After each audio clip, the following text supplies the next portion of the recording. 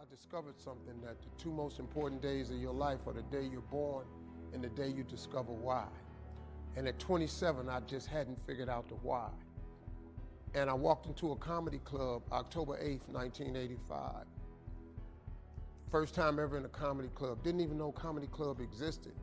I actually went there on a dare. A girl dared me to go to this comedy club because she knew I was funny. I won amateur night that night, October 8th, 1985. I went to work the next day and quit my job.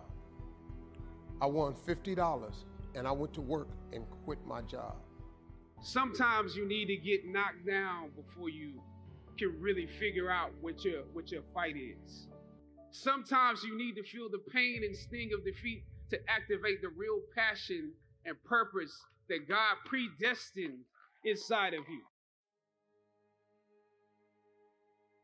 God says in Jeremiah, I know the plans I have for you. Plans to prosper you and not to harm you. Plans to give you hope and a future. Hear me well on this day. When you have reached the hilltop and you are deciding on next jobs, next steps, careers, further education, you would rather find purpose than a job or a career. Purpose crosses disciplines. Purpose is an essential element of you.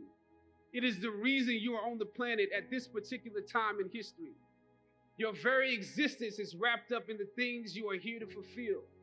Whatever you choose for a career path, remember the struggles along the way are only meant to shape you for your purpose. When I dare to challenge the system that would relegate us to victims and stereotypes with no clear historical backgrounds, no hopes or talents, when I questioned that method of portrayal, a different path opened up for me. The path to my destiny. When God has something for you, it doesn't matter who stands against it.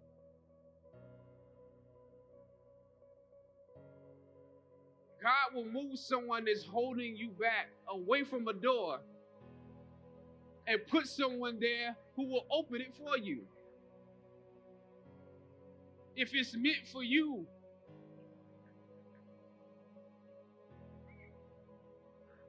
I don't know what your future is, but if you're willing to take the harder way, the more complicated one, the one with more failures at first than successes, the one that has ultimately proven to have more meaning, more victory, more glory, then you will not regret it. Now, this is your time.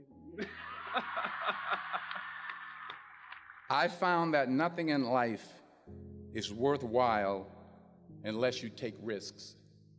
Nothing.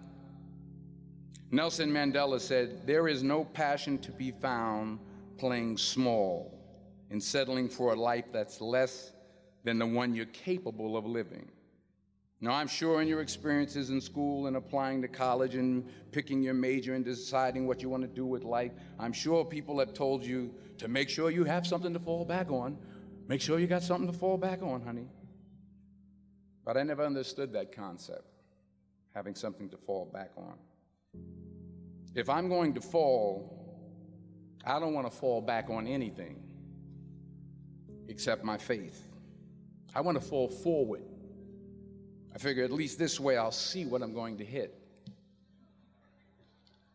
Fall forward. This is what I mean. Reggie Jackson struck out 2,600 times in his career, the most in the history of baseball. But you don't hear about the strikeouts. People remember the home runs. Fall forward. Thomas Edison conducted 1,000 failed experiments. Did you know that? I didn't know that.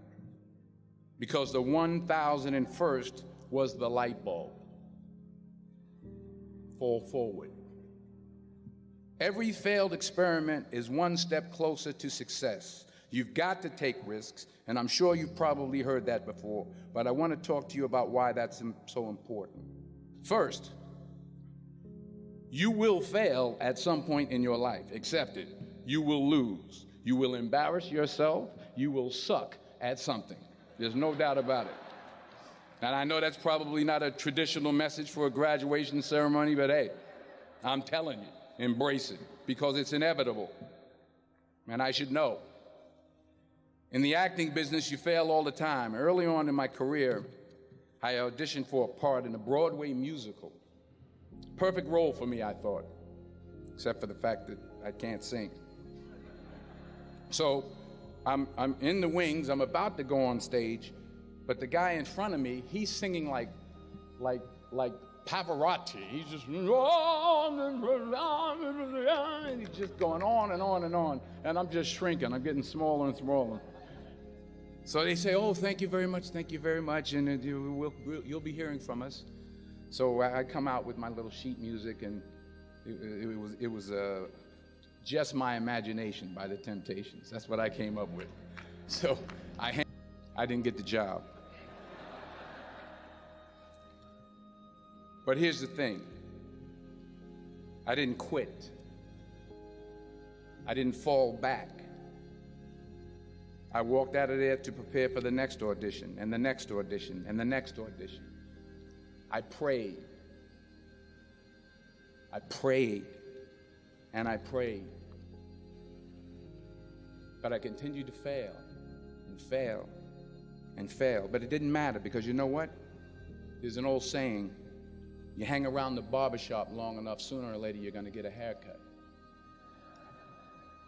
So you will catch a break, and I did catch a break. Last year, I did a play called Fences on Broadway. Someone talked about it. Won the Tony Award. And I didn't have to sing, by the way. But here's the kicker. It was at the Court Theater. It was at the same theater that I failed that first audition 30 years prior. The point is, every graduate here today has the training and the talent to succeed. But do you have the guts to fail? Here's my second point about failure. If you don't fail, you're not even trying. I'll say it again. If you don't fail, you're not even trying. My wife told me this great expression. To get something you never had, you have to do something you never did. Les Brown's a motivational speaker. He made an analogy about this. He says, imagine you're on your deathbed, and standing around your deathbed are the ghosts representing your unfulfilled potential. The ghost of the ideas you never acted on. The ghost of the talents you didn't use. And they're standing around your bed, angry, disappointed, and upset. They say, we came to you because you could have brought us to life, they say. And now we have to go to the grave together. So I ask you today, how many ghosts are going to be around your bed when your time comes?